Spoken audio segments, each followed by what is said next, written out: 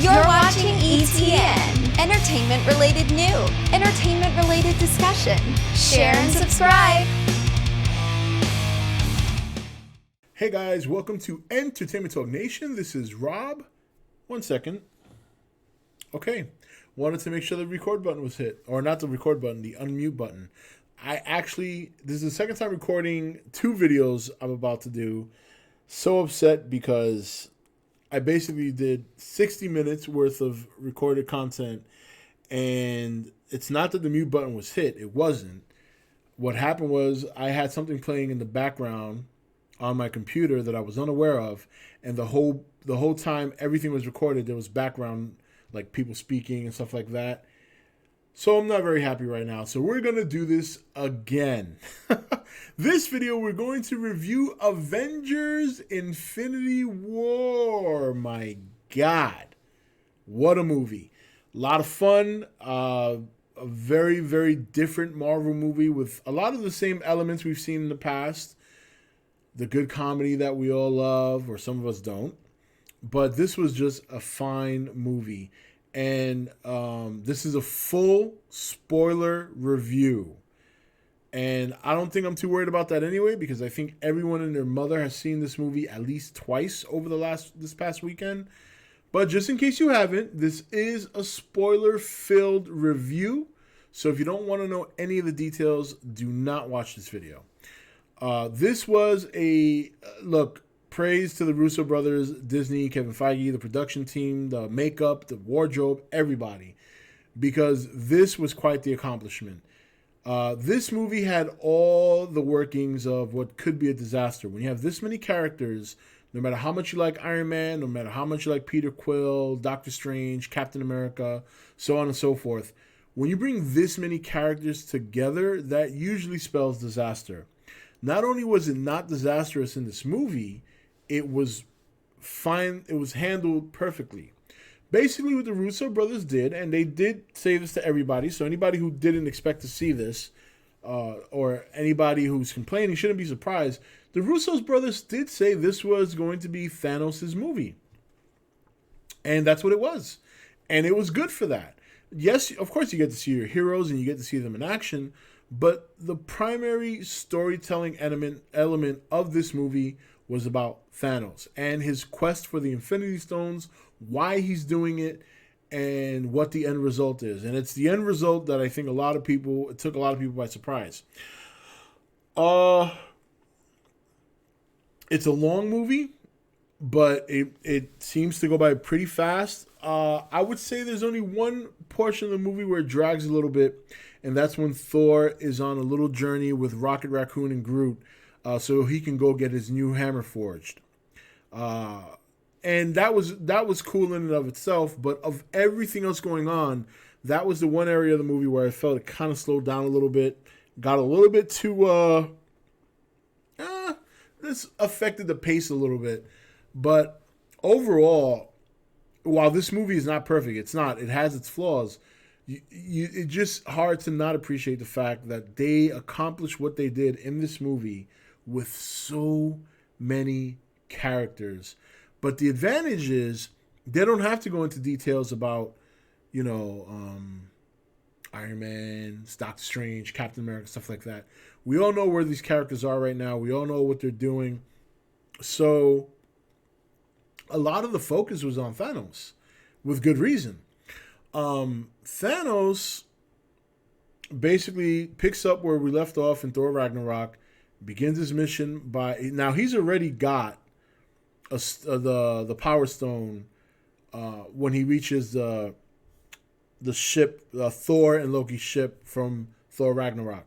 And at this point, we really get a good sense of the tone of this movie, as in this scene, after recovering the second stone and basically kicking the crap out of the Hulk. I mean, the Hulk got some shots in, don't get me wrong, but outside of that, he beat his ass. After that, Loki tries to trick him, and he kills Loki. And even though this wasn't a huge surprise to me, but it was a little bit of a gut punch when you consider Thor is basically sitting there. He can't do anything about it. So that was kind of set the tone of what to expect in this movie, and then we go from there. Uh, but for me, the highlight of this movie is Thanos in many ways. Not only is he a very effective villain, not only is he one of the best villains in the MCU so far, I would say he's one of the best comic book villains probably ever. I know there's a lot of DC fans are going to go balls to the wall. Oh, but Joker. Joker's a great villain. This is two different levels, though. Joker in The Dark Knight was a great villain in the scale of his environment, in terms of Gotham City. He did a lot of great things in terms of challenging the police, Batman, making life hell for them, really putting Batman in compromising positions. He was great. But this guy is on a galactic level, and there's really no way he could stand toe to toe with him in regards of villainy. Not only that, but the other thing that gives Thanos the advantage, in my opinion, is he has a fantastic backstory leading up to this, leading up to the reasoning as to why he's doing this. And that's where he becomes a more effective villain, because everything about the Joker is a mystery. And sure, I'm not saying mystery doesn't work. Obviously, it worked for the Joker, right? But when you have what I call a complete package here, you have a villain who is not only brutal, ruthless, he's clever, and he thinks he's the hero, which makes him far more dangerous. He's not doing this just for the sake of wanting to cause havoc. He believes what he's doing is right. He believes that what he's doing is saving life forms across the galaxy. He mentions in the movie that resources are finite, and that eventually life will get to the point where it uses all the resources, and then you have a long period of time where people are suffering and basically dragging out their eventual deaths. Where what he believes is, if you cut the life in half, you still have the resources available for everyone to live in paradise. That sounds like reasonable. It's just the way he's going about it obviously is wrong. But it's not just that. It's also the relationships with his daughters, in particular Gamora. And you know, through this movie, you say to yourself, man, this guy's ruthless, cold-hearted, blah, blah, blah. And then you find out he sincerely loves Gamora. And there's this one scene where he's going after one of the stones. He's going after the stone. I shouldn't say one scene. I said it's going to be spoilers. But the scene where he went after the Soul Stone, and we get the surprise cameo from Red Skull answering that question from all those years ago. And he realizes that in order for him to get the Soul Stone, he has to sacrifice something he loves. And everyone in the audience, including Gamora, I'm thinking, well, you're screwed. You don't love anything. Sure enough, we learned that he sincerely loves Gamora, and he knows what he has to do to get what he wants. So he's crying. He's emotionally distraught. The look on the face. This is a CG character. And the look on his face, God bless Josh Brolin for all the capture, is just like, wow. And you get this very conflicting feeling about Thanos throughout the movie, which is, it's the strength of the movie. Yes, the heroes are great. The fighting is great. The comedy is funny. But Thanos' character is what makes this movie. His character, his journey to do what he needs to do what he feels is right, his relationships, how he views life, how he is ruthless in his killing and dispatching of certain heroes, including Gamora. It's like, wow, 1 minute you feel for the guy, the next minute you want to kill the guy. And it's that roller coaster ride which makes him such an effective villain. Because like I said, when you go back to the Joker's just ruthless. You know, there is no conflict with him in terms of how you feel about him. You know he's ruthless, you know he's bad, and you want Batman to win. In this one, yes, you want your heroes to win regardless, but this guy is literally going through his own struggle to accomplish this. He's not just going, haha, I got the stones, and he has had to really sacrifice a lot to accomplish his mission, which is why his convictions are so strong, which is why he's so ruthless. He believes what he believes so much that he's willing to sacrifice his own daughter to see it through. It's a very, very powerful story. surrounded by all the things we love about Marvel, the Iron Man and the Captain Americas of the world and the Black Panther and all that. But that was the highlight for me, was Thanos, his story, the conflict revolving around the character, the conviction of the character, and the ruthlessness. It's just a really incredible story that's been told about Thanos, which is why it does live up to the hype, in my opinion. Not because of all the heroes in one screen, because the character development of this villain that we've been waiting 10 years for. It finally came to fruition, and it was an incredible story told. It's amazing that you take a galactic alien character and almost humanize him. I mean, almost humanize him. What keeps him obviously from being human is the fact that he's a fucking alien, number one. And number two, the fact that he's just ruthless. Brutal. Willing to kill his own daughter. So in that aspect, I loved it. I loved it a lot. Now, from a hero standpoint, it was obviously great to see all these heroes come together in their own way. Now, they didn't all come together. Obviously, you guys have all seen it. There were different things taking place on different parts of the world or in the galaxy.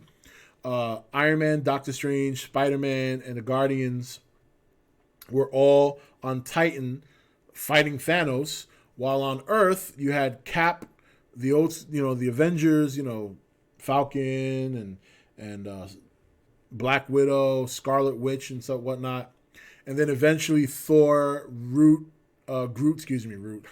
close enough, and Rocket Raccoon all come down to Earth to assist, and those are where your main two battles take place. You did have one battle in the beginning of the movie, obviously with Spider-Man, Iron Man, Doctor Strange, Bruce Banner. I'm not going to say the Hulk because the Hulk does not show up again, as you all know. I think the story behind that is going to be the fact that not only did Hulk get his butt whipped, but being back on Earth, he's very reluctant to show himself again. He knows a lot of the problems he's caused. Remember, this Hulk is connected to the Hulk with Edward Norton, so there's that history there. He just has not had good experiences being on Earth. And because he was been the Hulk for so long on the other planet, and he was the man there and everybody loved him, he probably misses that, There's going to be some interaction, oddly, between those two characters, because obviously one has one life to live, the other has another life to live. It's going to be pretty interesting. But for that reason, and, a lot of people saying, well, maybe it's because you don't want to have the excuse of having an OP Hulk there. But we saw that Hulk, compared to Thanos, is not OP. And that Hulk, some of the powers that even Thanos' children have, the Dark Order, is that what it was? Dark, Proxima Midnight, and which is the only one I remember because she was my favorite one of the four. Well, her and the other guy that Iron Man called Squidface, but his name escapes me right now. Those were my favorite two out of the four. The other one looked like the Green Goblin, which I thought was pretty funny. But even their powers are much different from what the Avengers have seen before. So I don't think having even Vision or Hulk there would have made it OP. Technically, if you want to get technical, Scarlet Witch is the OP one. In fact, they really wanted to use the Scarlet Witch from the comics, the story would have been over before it started, to be honest, but that's neither here or there. So yeah, now let's talk about the elephant in the room, the deaths, because this was a big thing. There's 3 deaths that appear to be final. That's Loki, Vision, and Gamora. I think of those 3, Gamora has the only slight chance of coming back. One reason, number one, her death is connected to the Soul Stone. That could be one point. The other thing, too, is there is a chance, and I heard this on a cast, that the Guardians of the Galaxy 3 movie might center around the Guardians looking for a way to bring her back, kind of up in the lines of Search for Spock. Somebody used that as an example. And so that might be a way for them to bring her back. I think Vision and Loki are completely gone. I do think you'll get at least one more death in the fourth movie. I think that one more death is going to probably be Captain America. I believe there might be a chance where one or more of the original Avengers will have to sacrifice themselves to bring back the rest of those who passed on. And there's two reasons for that. Number one, if you read the comics and you know what's coming in the future, you know that almost all these characters have to come back. Almost all of them. So, with the exception maybe of Winter Soldier and Falcon and whatnot, they almost have to come back. So that kind of dampens the deaths that we see, right? Sure, of course it does.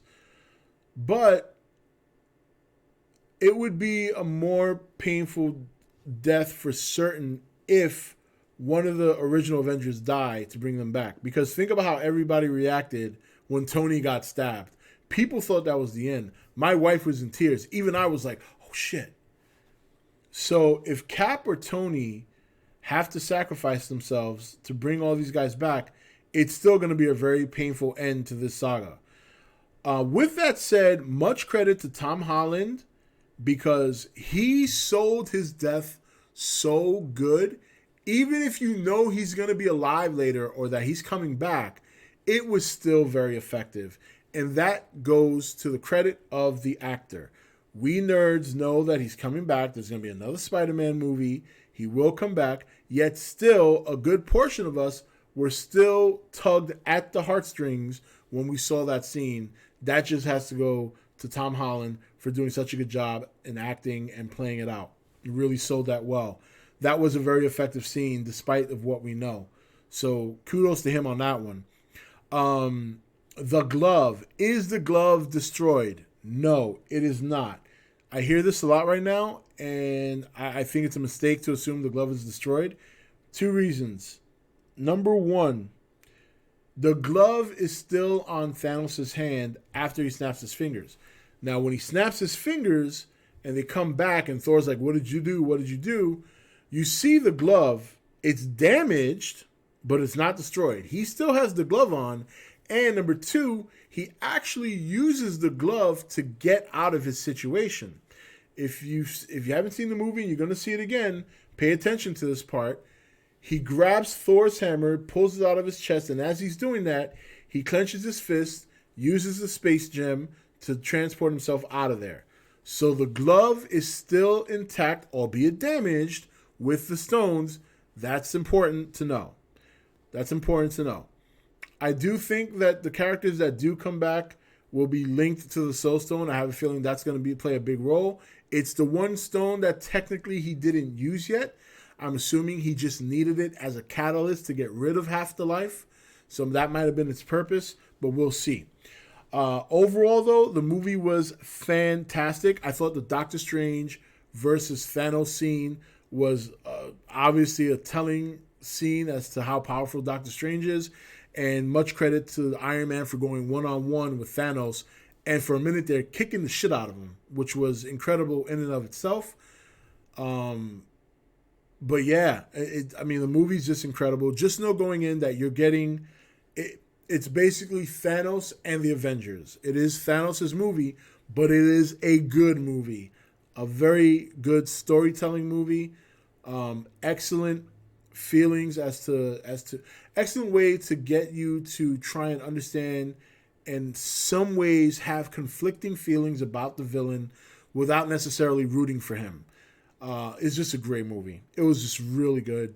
Great storytelling. Kudos not only to the directors, but you know what? Honestly, nobody says this enough, and I'm going to say it because looking at the vibrance of the movie, the outfits, the production team, the people who do the little jobs, and you know they were on overtime for this movie, kudos to them for everything they did.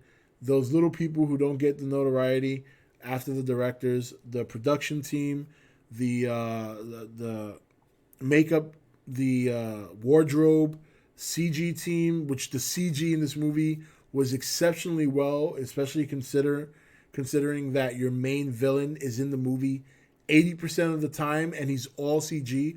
And honestly, I don't care what anyone says. This is my opinion.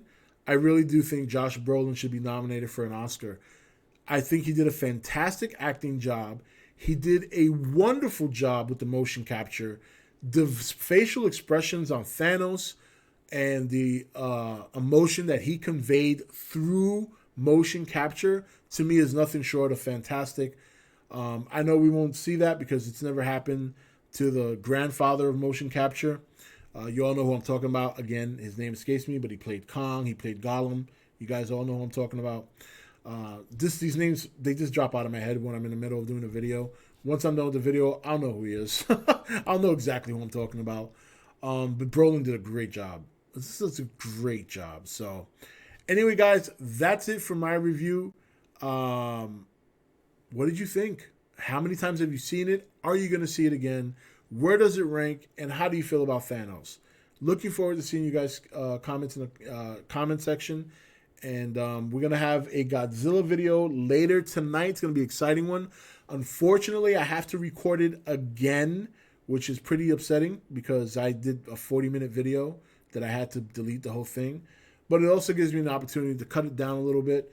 But it's basically a Godzilla video that was a Patreon request, and basically asking me how I would do the Godzilla sequel if I were the director or something like that. So that's going to be up later tonight because I need time to record it, then edit it, and stuff like that. So anyway, guys, that's it for this one. This is Rob signing off for E.T.N, where we don't do news, we just talk entertainment. Take it easy. Thank you for watching E.T.N. Click here to watch more content. Or you can click here to become an E.T.N. patron. Don't forget to leave a comment. Also, make sure you like and share this video. If you want to know when the next video is up, click the notification bell next to the subscribe button. And most of all, make sure to click that subscribe button for regular content.